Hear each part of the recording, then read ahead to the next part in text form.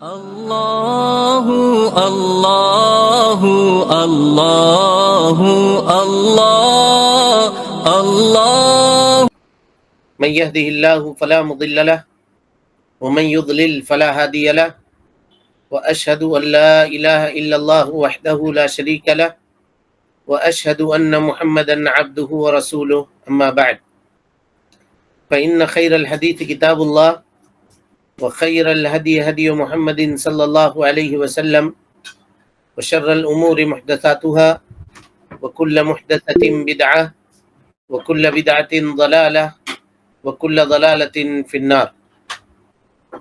محترم حاضرین، سامعین و سامعات، ناظرین و ناظرات، بلوغ المرام کتاب الجامع باب البر والصلہ کے اس درس میں آپ تمام حضرات کا خیر مقدم ہے۔ اللہ رب العالمین ہم سب کے مل بیٹھنے کو قبول فرمائے، علم دین، علم نافع سیکھنے، اس کے مطابق عمل کرنے، اس کی دعوت عام کرنے اور اس راستے میں آنے والی مصیبتوں کے اوپر اللہ رب العالمین ہم سب کو صبر کی توفیق نصیب فرمائے۔ محترم حاضرین، سامعین و سامعات، کل کے درس میں حضرت ابو ہریرہ رضی اللہ تعالی عنہ سے مروی روایت، جس میں مسلمان بھائی کے پردہ پوشی کرنے کے تعلق سے روایت ہے اور ایک مسلمان کے ساتھ احسان کرنے کے تعلق سے باتیں بیان کی گئی ہیں۔ اس حدیث کی تشریح ہم آپ کے سامنے کر رہے تھے۔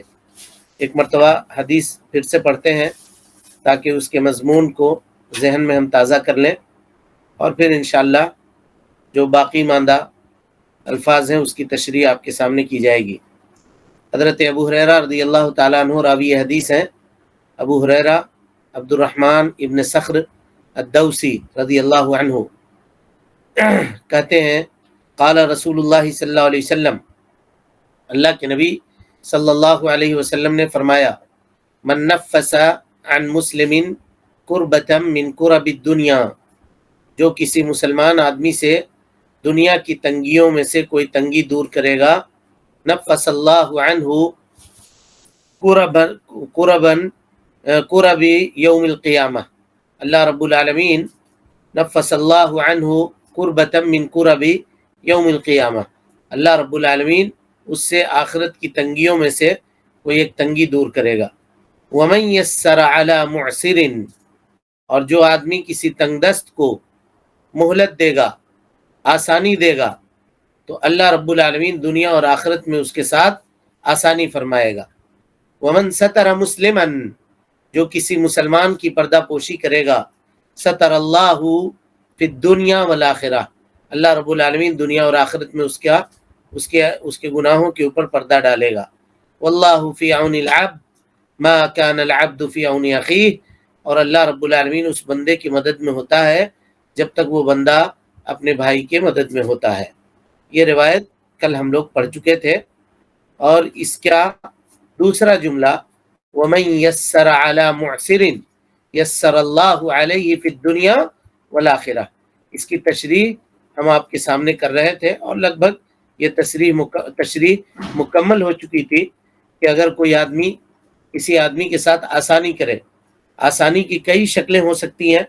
کسی نے آپ سے قرض لیا، یہ مثالیں سب آ چکی تھی کل کے درس میں، اور آپ نے دیکھا کہ وہ مفلس ہو گیا، قرض لینے کے بعد ڈوب گیا، اور اس کو ادا کرنے کے لیے ابھی نہیں ہے پیسے اس کے پاس، تو اس کو آپ مہلت دیجئے یہاں تک کہ آسانی آ جائے، اور آپ دیکھ رہے ہیں کہ نہیں اس کے پاس اب کوئی چارہ نہیں ہے، بیچارہ نہیں ادا کر سکتا ہے، تو معاف کر دیجئے۔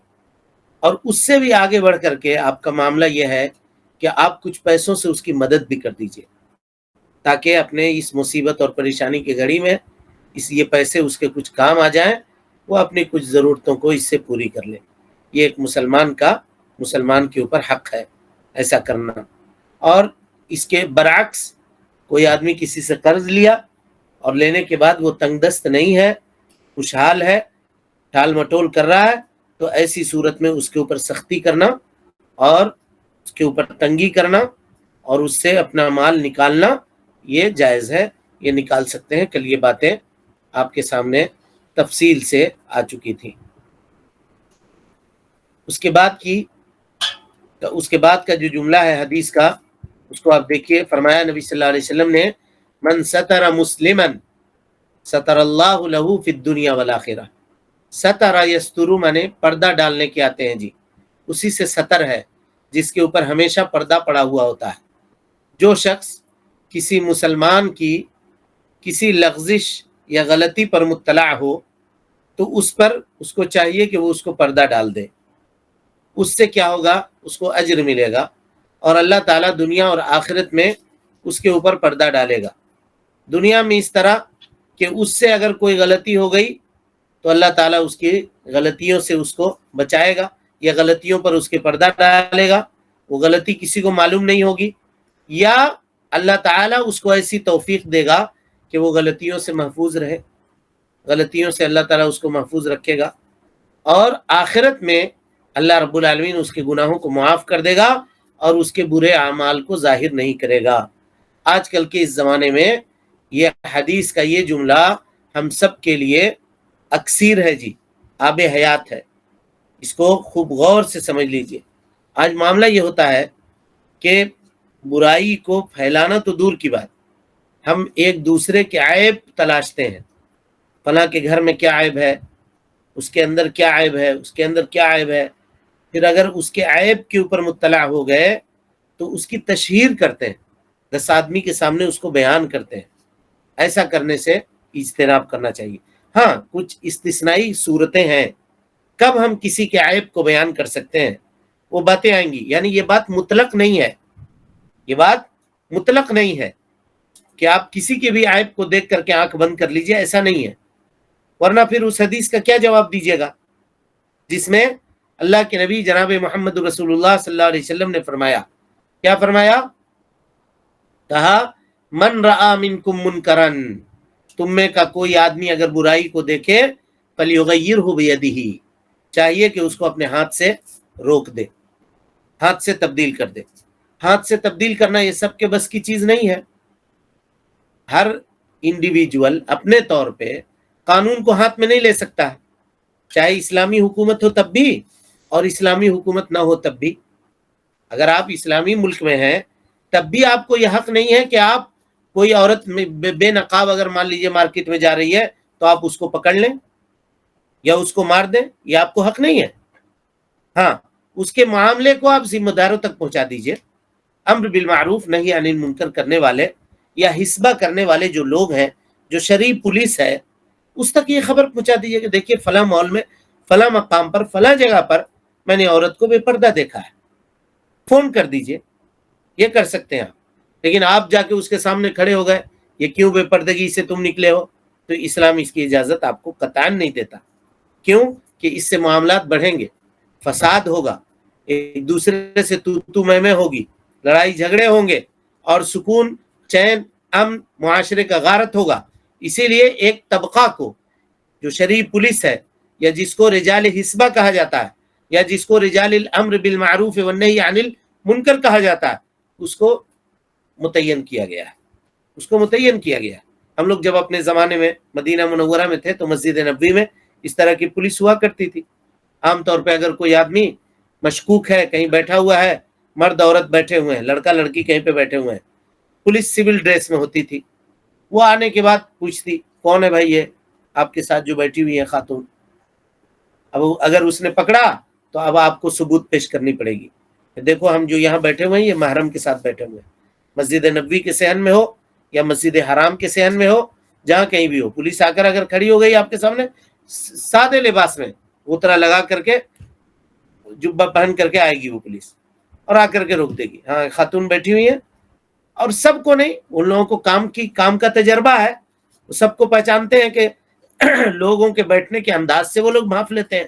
عرب ویسے ہی عقل مند ہوا کرتے ہیں. بہرحال تو کہنے کا مطلب یہ تھا کہ اس کے لیے لوگ متعین ہوتے ہیں، آپ ان کو خبر کیجیے. من رآ منکم منکرا، یا نہیں اگر آپ گارجین ہیں گھر کے اور آپ کے ماتحت میں جو لوگ ہیں موجود، مثال کے طور پہ بچی ہے کسی کی، وہ بے پردہ ہے، آپ اس کے اوپر سختی کیجیے. بیٹا ہے وہ منکر کر رہا ہے، آپ گھر میں اس کے اوپر سختی کر سکتے ہیں، آپ ذمہ دار ہیں، ہاتھ سے اس کو تبدیل کر سکتے ہیں، اور شریعت نے اس کا حکم دیا، مرو اولادکم بالصلاۃ وہم ابناء 7، 7 سال کے ہو جائیں تو نماز کا حکم دو، وَاضْرِبُوهُمْ عَلَيْهَا، پیٹو مارو ان کو، کس بات پر؟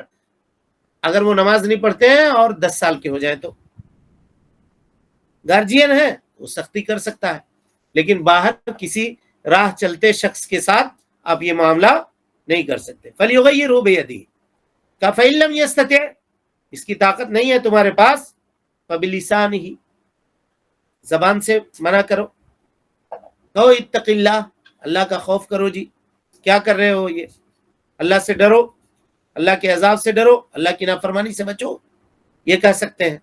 یہ جو کام کر رہے ہو یہ گناہ ہے، اس کو ترک کرو، چھوڑو، اتنا کہہ سکتے ہیں۔ چلیے، اگر یہ کہنے سے بھی اگر آپ کو خطرہ ہے کہ کہیں گے تو وہ پیٹ دے گا، کہیں گے تو الٹا وہ ہم کو 2 4 سنا دے گا، گالیاں بک دے گا، کچھ اور کر دے گا، بھیڑ ہے لوگوں کی، بے عزت کر دے گا، مار دے گا، نہیں کہیے۔ فَإِن لَّمْ يَسْتَطِعْ، اگر اس کی بھی طاقت نہیں رکھتے ہو، فَبِقَلْبِهِ، دل سے اس کو برا جانو، دل سے اس کام کو برا جانو۔ اور اس کے بعد کہا کہ اگر برائی کو دیکھنے کے بعد برا سمجھنے کی صلاحیت تم اپنے دل کے اندر بھی نہیں پاتے ہو، آنکھ بند کر لیتے ہو، لَيْسَ مِن وَرَاءِ ذَلِكَ مِثْقَالَ حَبَّةٍ مِّن خَرْدَلٍ مِّن ایمان، تو سمجھ لو کہ تمہارے سینے میں اب اس کے بعد رائی کے دانے کے برابر بھی ایمان نہیں ہے، نہیں ہے۔ کیونکہ اگر ایمان ہوتا تو خیر کو دیکھ کر کے تم لپک جاتے اور شر کو دیکھ کر کے اس سے نفرت کرتے، کم سے کم نفرت بھی نہیں کر رہے ہو، ان کے ساتھ ہو جا رہے ہو، ان کے ساتھ اٹھ رہے ہو، بیٹھ رہے ہو، ان کے ساتھ معاملات کر رہے ہو، ان سے اپنے معاملات استوار رکھ رہے ہو، اس کا مطلب یہ ہے کہ تمہارے دل کے اندر رائی کے دانے کے برابر بھی ابھی ایمان باقی نہیں بچا ہے۔ اور اس معنی کی کئی حدیثیں آپ کے سامنے آ چکی ہیں۔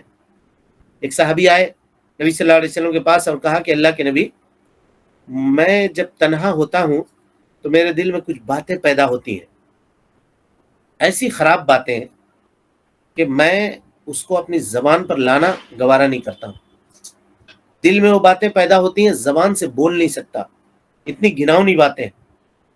تو اللہ کے نبی صلی اللہ علیہ وسلم نے کیا کہا؟ بخاری کی روایت ہے، آپ نے کہا ذاک صریح الایمان، یہ کھلے ہوئے ایمان کی نشانی ہے۔ سائل کا سوال دیکھیے، کہہ رہے ہیں کہ ایسی بات پاتا ہوں اپنے دل میں کہ زبان پہ لانا تک گوارا نہیں ہے، اور اللہ کے نبی صلی اللہ علیہ وسلم ان کے اس کیفیت کو کیا کہہ رہے ہیں؟ یہ تو تمہارے کھلے ہوئے مومن ہونے کی نشانی ہے۔ کیسے؟ کہا کم سے کم تمہارے اندر اتنی تو سلمان آدمی کے عیب پر پردہ ڈالے تو اللہ رب العالمین آخرت میں اس کے عیب پر پردہ ڈالے گا۔ سب سے پہلی بات، جو شخص چھپ کر گناہ کرے، چھپ کر گناہ کر رہا ہے نا، تو اس کے اوپر پردہ ڈالا جائے گا۔ لیکن کبھی کبھار کبھی ہو سکتا ہے، ہو گیا ایسا، وہ آدمی ایسا نہیں تھا، بہکاوے میں آ گیا اور برائی اس نے کر لی، گناہ کر لیا، شراب پی لیا، کوئی اور کام کر لیا، چھپ کے، علی اعلان نہیں۔ آپ اس کو سمجھا دیجئے کہ بھائی آپ کے بارے میں ہم ایسا نہیں سمجھتے تھے، بڑا افسوس ہوا آپ کو ایسے مقام پر اور یہاں پر دیکھ کر، خیر دوبارہ ہم آپ کو نہ دیکھیں، آپ سمجھ جائیے۔ ہم ابھی تو کسی سے نہیں کہیں گے، لیکن پھر دوبارہ اگر آپ کو اس اقدام کے اوپر دیکھا تو ہم مجبور ہو جائیں گے آپ کی باتوں کو آگے تک پہنچانے کے لیے، اتنا آپ اس کو کہہ دیجئے کم سے کم، ٹھیک ہے؟ ہو سکتا ہے انسان ہے، کبھی اس سے غلطی ہو گئی ہو، چھپ کے گناہ کر رہا ہے، لیکن جو شخص کھلم کھلا علانیہ طور پر اللہ کی نافرمانی کر رہا ہے، روکنے سے نہیں رک رہا ہے، منع کر رہا ہے نہیں مان رہا ہے، تو اس کا معاملہ ان لوگوں کے پاس پہنچایا جائے گا جو اس کو روک سکے، جن کے پاس پاور ہے، جن کے پاس طاقت ہے، جو شرعی پولیس ہے، ان تک اس کے معاملے کو پہنچایا جائے گا۔ اس لیے کہ اگر خاموشی آپ نے اختیار کر لی تو برائی کرنے پر آپ نے اس شخص کی مدد کی، اور اللہ رب العالمین کا فرمان ہے تعاونوا علی البر والتقوی، نیکی اور بھلائی کے کام میں ایک دوسرے کا تعاون کرو، ولا تعاونوا علی الاثم والعدوان، اللہ تعالیٰ کی معصیت اور نافرمانی کے کاموں کے اوپر ایک دوسرے کی تعاون اور ایک دوسرے کی مدد، ایک دوسرے کا تعاون، ایک دوسرے کی مدد نہ کرو. سمجھ رہے ہیں؟ تو اس سے پتا چلا کہ کبھی کبھار کوئی آدمی ہے گناہ ہو گیا، بھائی انسان ہے، ہو گیا گناہ، تو آپ چھپا لے جائیے اس کو. ایسا نہیں ہے تھا، یہ ہو سکتا ہے دیکھ لیا ہم نے، چھپا لے جائیے. لیکن دیکھ رہے ہیں کہ کھلم کھلا اعلانیہ طور پہ، اور ہمیشہ منع کرنے کے باوجود بھی، جیسے اس کو آپ نے ایک مرتبہ منع کیا کہ دیکھو اب دوبارہ نہ دیکھیں، مجھ کو سخت تکلیف ہوئی، ہم آپ کو ایسا نہیں سمجھتے تھے، لیکن آپ کو اس مقام پہ پا کر کے ہم کو اچھا نہیں لگا، دوبارہ ہم آپ کو نہ دیکھیں. پھر 2 دن 4 دن کے بعد پھر دیکھ رہے ہیں کہ اسی برائی کے اندر وہ ملوث ہے. تو اب اس کے بعد اگر آپ برائی کو اس کے چھپاتے ہیں تو آپ برائی کرنے میں اس کو جری کر رہے ہیں، تعاون دے رہے ہیں، آپ اپنا سپورٹ پیش کر رہے ہیں. آپ اس کے معاملے کو ایسے آدمی تک لے جا کر پہنچا دیجئے جو اس کو روکنے کے اوپر قادر ہے. کسی کے بچے کو دیکھ رہے ہیں، جا کر کے پہنچا دیجئے. لیکن آپ آدمی آج اگر کسی کے بچے کو لے جا کر کے پہنچائے گا تو اسی سے کہے گا دیکھو فلانا، تم کو کیا معلوم ہے، تم کہے بولتا ہے ہمارے بچے کے بارے میں، تم اپنا کام سے کام رکھو، میرا بچہ نہیں ہوگا کوئی دوسرے کا ہوگا، تم دشمنی میں آ کے بول رہا ہے. وہ اسی سے لڑائی کرنے لگے، اسی سے لڑنے لگے کہ دیکھو ہمارے بارے میں ایسا کہتے ہیں، اس کے بارے میں ایسا کہتے ہیں. دنیا طرح کی بات ہے. وہ آپ ہی کہ تم اپنا بیٹا کو دیکھو، تمہارا بیٹا تو یہ کر رہا تھا، تمہارا فلاں یہ کر رہا تھا. تو 1000 طرح کی بات ہے. تو ایسا نہیں ہونا چاہیے، ایسا نہیں ہونا چاہیے. معاشرے میں، سماج میں لوگوں کے ایک دوسرے کا تعاون کرتے رہنا چاہیے. اسی طرح سے حدیث کے راویوں کی کمزوری پر پردہ ڈالنا جائز نہیں ہے. وہ روات جو حدیث کو نقل کرنے والے ہیں ان کے اوپر جرح کرنا اور ان کی کمزوریوں کو اجاگر کرنا، بتانا فلاں جھوٹ بولتا تھا، فلاں معصیت کا ارتکاب کرتا تھا، فلاں بدعت کیا کرتا تھا، فلاں یہ کرتا تھا، خلاف مروت کام کیا کرتا تھا، یہ بتانا جی یہ ستر پوشی کے اندر اس کا حکم داخل نہیں ہوگا. کیوں؟ کیونکہ اگر ان کے گناہوں کے اوپر پردہ ڈال دیجیے گا تو اسلام میں تحریف کا خطرہ ہو جائے گا، اسلام میں تحریف کا خطرہ ہو جائے گا. اسی طرح سے کوئی آدمی مسلمانوں کے بیت المال میں خیانت کر رہا ہے، بیت المال میں خیانت کر رہا ہے، تو آپ خیانت کرنے والے لوگوں کے نام پہ پردہ مت ڈالیے، بلکہ اس کو کیا کیجئے، لوگوں کے سامنے اجاگر کیجئے. کیونکہ اس سے خیر خواہی، مسلمانوں کی خیر خواہی مطلوب ہے جو فرض ہے، مسلمانوں کی خیر خواہی مطلوب ہے جو فرض ہے. آج انڈیویجول معاملے میں لوگ اچھال دیتے ہیں معاملہ، لیکن اگر کہیں اس طرح کا معاملہ آتا ہے تو اس کو دبا دیتے ہیں. اس کا الٹا ہے، اگر بیت المال وغیرہ میں خیانت کر رہا ہے، عام رفاہ عامہ کے معاملے میں کوئی آدمی خیانت کا مرتکب ہو رہا ہے تو اس کی باتوں کو اجاگر کی جائے گی. لیکن ذاتی مسئلے میں ہے کسی کے ساتھ معاملہ، تو چلیے اس کو اگر آپ اپنے حد تک چھپا سکتے ہیں تو چھپا دیجیے. امام مالک رحمۃ اللہ علیہ کہتے ہیں کہ اگر کسی نے چوری کیا، آپ کے سامنے پکڑ لیا، تو حاکم تک بات لے جانے سے پہلے اگر اس کو آپ چھوڑ دیتے ہیں تو چھوڑ دیجیے، کوئی مسئلہ نہیں. لیکن اگر آپ پکڑ کر لے گئے حاکم کے پاس تو اب اس کا ہاتھ ہی کاٹا جائے گا اگر وہ نصاب تک پہنچا ہے تو.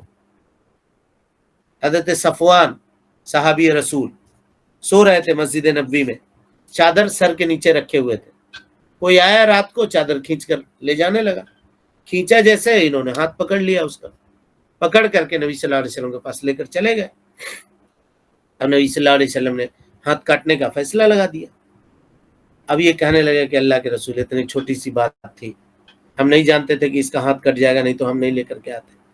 تو کہا یہ بات تم کو یہاں لانے سے پہلے سوچنی چاہیے تھی. اب یہاں جب ہماری عدالت میں معاملہ آ گیا، قاضی کے پاس معاملہ آ گیا، تو یہ معاملہ اللہ کا ہے. اب تمہارا معاملہ نہیں چلے گا، یہاں پہ اب تمہارا معاملہ نہیں چلے گا. اور وہ مشہور روایت آپ سب جانتے ہیں، حضرت اسامہ بن زید کو خشامی عورت کے تعلق سے بھیجا تھا لوگوں نے کہ جاؤ سفارش کر دینا، اس کا ہاتھ کاٹا جائے گا. جا کر کے سفارش کرتے ہیں حضرت اسامہ، نبی صلی اللہ علیہ وسلم ناراض ہو جاتے ہیں. تشفعوا فی حد من حدود اللہ، اللہ تعالیٰ کی حدود میں سے کسی حد میں تم آئے ہو ہمارے سامنے سفارش کرنے کے لیے.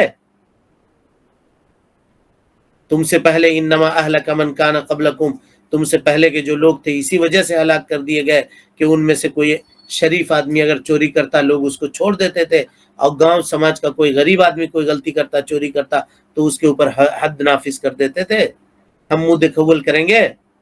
ہرگز نہیں، ایسی سفارش ہم کبھی نہیں قبول کریں گے، اور ایسا سفارش لے کر کے کبھی آنا بھی مت ہمارے سامنے، سمجھ گئے؟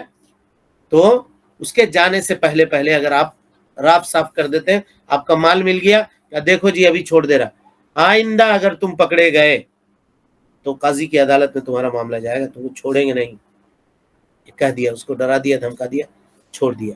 تو آپ اپنے حد تک قاضی کی عدالت میں جانے سے پہلے اس کو چھوڑ سکتے ہیں، لیکن اسلامی عدالت قائم ہے، پکڑ کر لے گئے وہاں، اب لاکھ آپ روئیے گڑ گڑائیے کہ نہیں چھوڑ دیجئے، ہمارا مال تو مل گیا ہے، وہ ہاتھ کٹا ہو جائے گا زندگی بھر کے لیے، کاہے کو ایسا کر رہے ہیں، لولا ہو جائے گا، کیا کھائے گا کیا کمائے گا، کچھ نہیں، کوئی سنوائی نہیں۔ اب یہ معاملہ اللہ کی عدالت میں آ گیا، شریعت کا جو قانون ہے اس کے اوپر وہ نافذ ہوگا۔ بہرحال اسی طرح سے جی مسلمان پر پردہ ڈالنے میں دوسرے مسلمانوں کے علاوہ خود انسان خود بھی شامل ہے۔ خود کیسے شامل ہے؟ دیکھیے، کبھی کوئی گناہ کیا، اللہ نے چھپا دیا، لیکن یہ کیا کرتا ہے، جا کر کے شیخی بگاڑتا ہے، دوستوں کے سامنے بیان کرتا ہے، آج ہم نے ایسا کیا، آج ہم نے یہ کیا، آج ہم نے اس کے ساتھ یہ کیا، وہاں وہ کیا، وہاں وہ کیا، بگاڑتا ہے، شیخی گناہ پہ اتراتا ہے، تو یہ بھی اس کے اندر داخل ہوگا کہ اس نے اپنے گناہ کا پردہ نہیں کیا، بلکہ اللہ تعالیٰ اس سے سخت ناراض ہوتا ہے کہ میں نے اس کے گناہ کے اوپر پردہ ڈالا تھا اور اس نے میرے پردے کو پھاڑ دیا، چیک کر دیا، لوگوں کو جا کر کے بیان کر دیا، بتا دیا باتوں کو۔ تو اللہ رب العالمین بہت سخت ناراض ہوتا ہے ایسے لوگوں سے جو اس طرح کے معاملات انجام دیتے ہیں۔ گناہوں کو چھپانے میں آدمی کو خود اپنا دخل بھی ہونا چاہیے، اسی طرح سے کسی کے تعلق سے تجسس نہیں کرنا چاہیے۔ دروازہ اگر کسی کا بند ہے، آپ شک میں جا کر کے اس کے دروازے سے جھانک رہے ہیں، کیا ہے اندر، کیا ہو رہا ہے، کیا نہیں ہو رہا ہے، اس کا حق نہیں ہے۔ نبی صلی اللہ علیہ وسلم گھر میں موجود تھے، دیکھا آپ نے کہ دروازے کے سوراخ سے کوئی آدمی جھانک رہا ہے، آپ کے ہاتھ میں چھری یا قینچی تھی، آپ لے کر کے کھڑے ہو گئے دروازے کے سامنے کے، اگر اب جھانکا تو ادھر سے سوراخ میں قینچی ماریں گے اور چاقو ماریں گے، آنکھ پھوڑ دیں گے اس کی۔ اس نے جھانکا نہیں۔ اب بتائیے، آپ رحمت للعالمین تھے، باوجود اس کے آپ نے اس کے اس عمل کو گوارا نہیں کیا اور کہا کہ اس کا آنکھ پھوڑ دیں گے۔ دروازہ بند ہے، دروازے پہ جھانک رہا ہے۔ آج کل لوگ تجسس کرتے ہیں، کر کیا رہا ہے، جا کہاں رہا، رہا کہاں رہا، آپ کو کیا ہے مطلب اس سے؟ آپ اس کے اوپر حاکم ہیں، نگہباں ہیں؟ نہیں ہے۔ لہذا تجسس بھی کسی انسان کے تعلق سے نہیں کرنا چاہیے، یہ بھی اس کے پردے کو کھولنا یا اس کے پردے کو چاک کرنے کے مترادف ہے، پردے کے چاک کرنے کے مترادف ہے۔ اور اس کے بعد حدیث کا آخری جملہ جی، کہ جب تک بندہ اپنے بھائی کی مدد میں ہوتا ہے اللہ تعالیٰ اس کی مدد میں ہوتا ہے۔ دنیا میں کوئی بھی کام اللہ رب العالمین کے مدد کے بغیر، کوئی بھی آدمی کتنا بھی طاقتور کیوں نہ ہو، اللہ کی مدد کے بغیر کوئی بھی کام ممکن نہیں کر سکتا۔ وما تشاءون الا ان یشاء اللہ رب العالمین۔ اللہ کی مدد اگر شامل حال نہ ہو تو کوئی آدمی کوئی کام نہیں کر سکتا، پتہ تک نہیں ہل سکتا، کچھ بھی نہیں کر سکتا۔ یہاں پہ مدد سے مراد اللہ رب العالمین کی خاص مدد ہے، اللہ رب العالمین کی خاص مدد ہے۔ یعنی جب انسان اپنے بھائی کا تعاون کر رہا ہوتا ہے، کسی کام میں اس کا مدد کر رہا ہوتا ہے، تو اس بندے کے ساتھ اللہ رب العالمین کی مدد خاص شامل ہوتی ہے، اللہ رب العالمین کی خاص مدد شامل ہوتی ہے۔ اور خاص مدد یہ ہوتی ہے کہ وہ جو کام کرے گا درست ہوگا، اور جو کام کرے گا اچھا ہوگا، جو کام کرے گا اس میں برکت ہوگی۔ تو اگر کوئی آدمی یہ چاہ رہا ہے کہ ہمارے کاموں میں برکت ہو، ہمارا کام ہمیشہ درست ہو، ہم سے غلطیاں کم ہو، اور ہمارے جو درستگی کا معاملہ ہے وہ زیادہ ہو، تو اس کو چاہیے کہ وہ اپنے بھائی کی مدد کرے، اپنے بھائی کی مدد کرتا رہے، اللہ رب العالمین اس کی مدد کرتا رہے گا، اور جب اللہ تعالیٰ مدد کرے گا تو انشاءاللہ دنیا میں بھی کامیابی ہوگی، آخرت میں بھی کامیابی ہوگی۔ اسی طرح سے مدد کرنے کا ایک مطلب یہ بھی ہے کہ مسلمان بھائی کو خوش رکھا جائے، جی مسلمان بھائی کو خوش رکھا جائے اور اس کو کسی طرح سے رنج اور تکلیف نہ پہنچائی جائے۔ اس سلسلے میں حدیث دیکھیے، فرمایا نبی صلی اللہ علیہ وسلم نے افضل الاعمال ان تدخل علی اخیک المؤمن سرورا، سب سے بہتر عمل یہ ہے کہ تو اپنے مسلمان بھائی کو خوشی پہنچائے۔ کیسی خوشی پہنچائے؟ او تقضی عنہ دینا، قرض اس کا اتار دے، او تطعمہ خبزا، یا اس کو روٹی کھلا دے۔ دیکھیے یہ سب مدد کے اندر شامل ہے۔ سب سے بہتر کام یہ ہے کہ تو اپنے مسلمان بھائی کے دل کے اندر خوشی داخل کرے۔ کیسے خوشی داخل کرے؟ آپ گئے ہیں مارکیٹ میں، بازار میں سامان لینے کے لیے، طرح طرح کے سامان خرید رہے ہیں، بغل میں دیکھ رہے ہیں پڑوسی ہے، غریب آدمی ہے، للچائی ہوئی نگاہوں سے دیکھ رہا ہے، گھوم رہا ہے دکان میں، یہ دکان سے وہ دکان، وہ دکان سے وہ دکان، سارے لوگ خرید رہے ہیں، وہ ادھر سے ادھر بھٹک رہا ہے، نہیں خرید رہا ہے۔ محسوس کیجئے، سمجھیے کیا ہے، کیا معاملہ ہے بھائی؟ کچھ لینا ہے، اپنا کچھ خریدا تو ساتھ میں اس کا بھی کچھ خرید دیا، 10 روپے 15 روپے 20 روپے کیا جاتا ہے، 100 200 روپیہ اس کو پکڑا دیا ہاتھ میں۔ سبزی لینا چاہتے ہو، جاؤ لے لو مارکیٹ سے، کوئی سامان گھٹا ہوا ہے، کوئی بات ہے۔ کچھ لوگ ایسے ہوتے ہیں جو چپ رہتے ہیں، نہیں بولتے ہیں، خاموش رہتے ہیں، تو ان کے خاموشی کی زبان کو سمجھنی چاہیے اور ان کی مدد کرنی چاہیے، وہ جس چیز کے بھی محتاج ہے۔ مدد کرنے کا یہ مطلب نہیں ہے کہ آپ 1 کروڑ روپے اس کو دیجئے تبھی جا کے مدد ہے۔ کل آپ پڑھ چکے ہیں یا اس سے پہلے کہ اگر شوربہ گوشت نہیں دے سکتے، اتنی صلاحیت نہیں ہے، تو شوربہ پانی بڑھا کر کے تھوڑا پتلا کر کے شوربہ تک اس کو پہنچا سکتے ہیں تو پہنچا دیجئے۔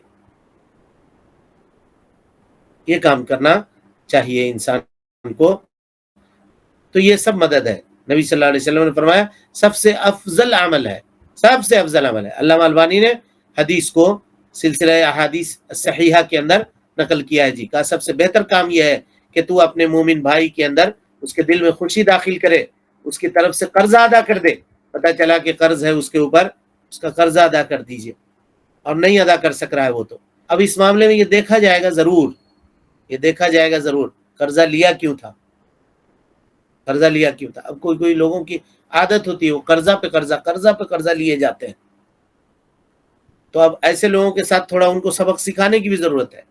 لیکن اب آپ دیکھ رہے ہیں کہ ایک آدمی مجبوری میں لیا تھا قرضہ، اور یا کسی نے بینک سے بڑا قرضہ لے لیا کسی کام کے اوپر، تو کیوں لیا بھائی تم نے؟ کاروبار اچھا چل رہا تھا، سب کچھ تمہارا ٹھیک تھا، زیادہ کمانے کے چکر میں تم سود میں پڑ گئے، اب چاہتے ہو کہ ہم تمہاری مدد کریں؟ کون تمہاری مدد کرے گا؟ لیکن دیکھا نہیں واقعی آدمی مجبور تھا، اور مجبوری کے عالم میں اس نے کسی سے لے لیا قرضہ، اور لینے کے بعد اس کو دینے کی صلاحیت سکت طاقت نہیں ہے، اور روز اس کو بے عزتی ہوتی ہے، اس راستے سے اس گلی سے گزرنا چھوڑ دیا، وہ جمعہ جماعت تک چھوڑ دی کہ کہیں وہاں پکڑ کر کے مانگنے نہ لگے پیسہ۔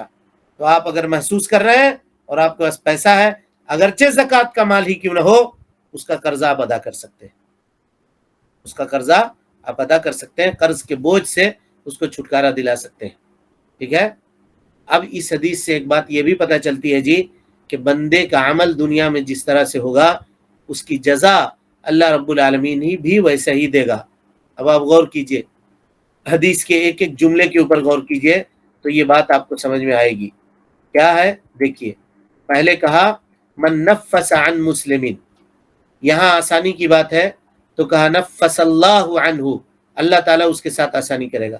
کہ یہاں یسر علی معسر، جو آدمی کسی تنگ دست کے ساتھ آسانی کرے تو اللہ تعالیٰ کیا کرے گا؟ یسر اللہ علیہ فی الدنیا والآخرہ، اس کے ساتھ اللہ آسانی کرے گا۔ کہا ومن ستر مسلما، مسلمان کی پردہ پوشی کرے، ستر اللہ فی الدنیا والآخرہ، یہاں ستر کرے گا اللہ تعالیٰ اس کی پردہ پوشی کرے گا۔ اور کہا واللہ فی عون العبد، یہاں عون من مدد، تو اللہ رب العالمین اس بندے کی مدد کرے گا۔ تو اس کو کہتے ہیں الجزاء من جنس العمل، الجزاء من جنس العمل، اس کو یاد رکھیے گا، الجزاء من جنس العمل، یعنی آپ کا عمل جیسا ہوگا اللہ رب العالمین ویسا جزا آپ کو عطا کرے گا، ویسا بدلہ اللہ رب العالمین آپ کو دے گا۔ گناہ کے تعلق سے ہو معاملہ تو گناہ کے تعلق سے ویسے ہی سزا ملے گی، اور اگر نیکی ہو تو نیکی بھی اسی طرح سے ملے گی، نیکی بھی اسی طرح سے ملے گی۔ اب اس کا کئی ایک مثالیں دیکھ لیجئے، کالذین یاکلون الربا لا یقومون الا کما یقوم الذی یتخبطہ الشیطان من المس ذلک بانہم قالوا انما البیع مثل الربا، اللہ تعالیٰ کہتا ہے کہا قیامت میں جو لوگ سود لیتے ہیں، سودی کاروبار کرتے ہیں، کہا لا یقومون، قیامت کے دن کھڑے نہیں ہو سکیں گے، الا کما یقوم الذی یتخبطہ الشیطان من المس، بالکل اسی طرح سے جس کے اوپر شیطان سوار ہو جائے اور اس کو باولا کر دے، تو وہ جیسے ادھر سے ادھر بھٹکتا ہے، کبھی ادھر گھومتا ہے کبھی ادھر مائل ہوتا ہے، ویسے ہی حافظ ابن کثیر کہتے ہیں جانتے ہو یہ سزا اس کو کیوں ہے قیامت کے دن؟ کہا کیوں ہے؟ کہا سود دینے والے کو دیکھو گے، سود دیتا ہے تو لیکن پھر بھاگتا ہے، کبھی اس کے پاس جا رہا ہے سود وصولنے کے لیے، کبھی اس کے پاس جا رہا ہے وصولنے کے لیے، اس کو چین نہیں ہے، کبھی موٹر سائیکل ادھر دوڑا رہا ہے کبھی ادھر دوڑا رہا ہے، کبھی اس سے پیسہ لے رہا ہے کبھی اس سے پیسہ لے رہا ہے، کہ یہاں جیسے وہ ادھر ادھر دائیں بائیں بھاگتا تھا، کہ اللہ رب العالمین قیامت کے دن بھی اس کو دائیں بائیں بھگوائے، یہاں جس طرح سے پاگل پنی کرتا تھا، کہ وہاں اللہ تعالیٰ اس کے ساتھ ویسا اس کو کر دے گا کہ ویسا وہ کرے۔ تو الجزاء من جنس العمل، اور اس کی کئی ایک مثالیں ہیں جی، کئی ایک مثالیں ہیں۔ حضرت یوسف علیہ السلام کے بھائیوں نے کنویں میں ڈالا ان کو، اور کنویں میں ڈال کے قافلے والے جب آئے تو اس سے 12 درہم کے اندر بیچ دیا، وَشَرَوْهُ، ہاں اس کو ایسے ہی لکھیں گے الجزاء من جنس العمل، وَشَرَوْهُ بِثَمَنٍ بَخْسٍ دَرَاهِمَ مَعْدُودَةٍ، قرآن مجید کے الفاظ ہیں سورہ یوسف کے،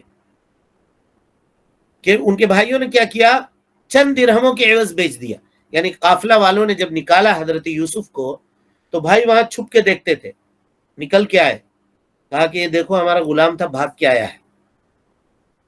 آیا ہے، اگر تم اس کو لے کر جانا چاہتے ہو تو لے لو، لیکن اس کی قیمت ادا کرو۔ کہا کتنا؟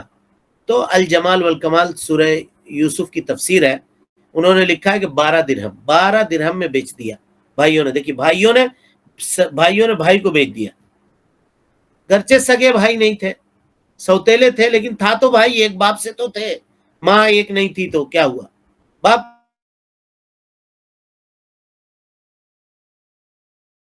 ہے تو یہ درہم میں بیچا تھا نا۔ اللہ تعالیٰ نے حضرت یوسف علیہ السلام کے سامنے ان تمام بھائیوں کو فقیر بنا دیا۔ کیسے فقیر بنایا دیکھیے، کیا آواز رک گئی تھی جی؟ جی شیخ، کہاں پہ؟ تھوڑا سا ہاں بھائیوں کو بیچ دیا 12 درہم میں، 12 درہم میں بھائیوں نے، حضرت یوسف کے بھائیوں نے حضرت یوسف کو بیچ دیا قافلے سے، اور قافلہ والا لے جا کر کے اس کو عزیز مصر سے بیچ دیتے ہیں۔ آپ لوگ تو واقعہ جانتے ہیں۔ مختصر یہ کہ جب حضرت یوسف مصر کے گورنر ہو گئے، وزیر خزانہ ہو گئے، تو یہی بھائی جنہوں نے ان کو 12 درہم میں بیچا تھا، اللہ تعالیٰ نے یوسف علیہ السلام کے سامنے ان کو فقیر بنا کر کے کھڑا کر دیا۔ فلما دخلوا علیہ، قرآن کہتا ہے کہ داخل ہوئے یہ بھائی حضرت یوسف کے پاس، اور کہا یا ایھا العزیز، اے عزیز مصر، مسنا، بہت پریشان ہے، واہلنا الضر، ہمارے گھر والے پریشان ہیں، وجینا ببضاعۃ مجزاۃ، جو کچھ ہمارے پاس جمع پونجی تھی، جو کچھ گھر میں تھا سب اٹھا کر کے لے کر چلا آیا، وجینا ببضاعۃ مجزاۃ فاوف لنا الکیل وتصدق علینا، اس کو آپ لے لیجئے اور ہم کو ناپ کر کے غلہ دیجئے، اور صرف ناپ کر کے نہیں، تھوڑا سا بھیک بھی دے دیجئے، تھوڑا سا کیا کیجئے، بھیک بھی دے دیجئے، وتصدق علینا، ہمارے اوپر صدقہ کیجئے۔ اللہ تعالیٰ ان اللہ یجزی المتصدقین، اللہ تعالیٰ صدقہ دینے والوں کو اچھا اجر دیتا ہے۔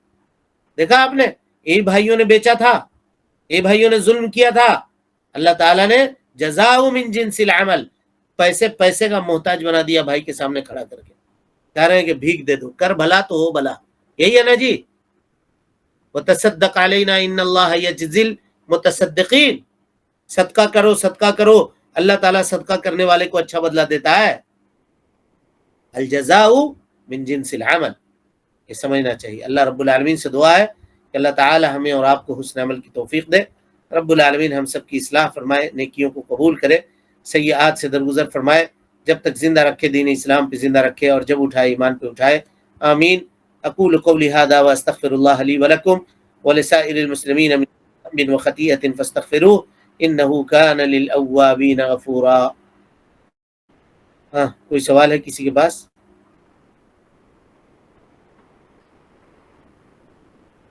السلام علیکم ورحمۃ اللہ وبرکاتہ. وعلیکم السلام ورحمۃ اللہ. شیخ، جیسے احسان کا طریقہ جو ہے، جو قرض معاف کر دیا جائے، اس کے آگے بڑھ کر کے اگر کوئی اپنے رشتہ دار میں کسی کو جیسے کہ اتنی بھی مال نہیں ہے کہ وہ قرض لے کے حج یا عمرہ کرے، تو کوئی رشتہ دار اگر اس کو پیسے دے کر کے اگر اس کو کرواتا ہے تو یہ درست ہوگا؟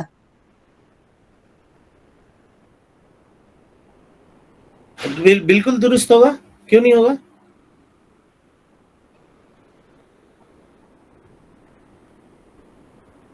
سورہ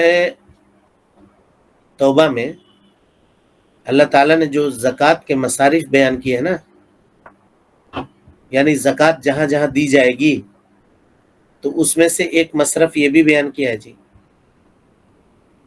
وفی سبیل اللہ. فی سبیل اللہ کی تفسیر میں جتنے مفسرین ہیں کیا کہتے ہیں معلوم؟ فی سبیل اللہ سے مراد غازی فی سبیل اللہ، وہ آدمی جو جنگ میں تو نکلا لیکن حکومت کے کھاتے میں اس کا نام نہیں ہے، یعنی فوج میں اس کا نام نہیں ہے، اس کو تنخواہ نہیں مل رہی ہے، رضاکارانہ طور پہ اپنی خدمت انجام دے رہا ہے، تو اس کی جو تنخواہ دے گی گورنمنٹ یا حکومت، وہ بیت المال سے دے گی، زکوٰۃ کے مال سے دے گی. ایک اور فی سبیل اللہ میں دوسرا مصرف بتاتے ہیں کہ وہ آدمی جو نیک ہے، ٹھیک ہے، سب کچھ ہے، لیکن مال نہیں ہے بیچارے کے پاس، بڑی خواہش ہے کہ کچھ پیسہ ہو جاتا تو ہم بھی خانہ کعبہ ایک مرتبہ چلے جاتے. تو آپ نے دیکھا ویسے آدمی کو، آپ اس کو دے دیجئے مال. آپ کا زکوٰۃ نکل رہا ہے تو 1-2 لاکھ روپیہ، 4-5 لاکھ روپیہ، یا جو ہو اس کا ٹکٹ خرید کے، اس کا فارم بھر کر کے اس کو بھیج دیجئے حج کرنے پر. مطلب زکوٰۃ کے پیسے سے بھی یہ مدد کی جا سکتی ہے؟ بالکل بالکل دی جا سکتی ہے.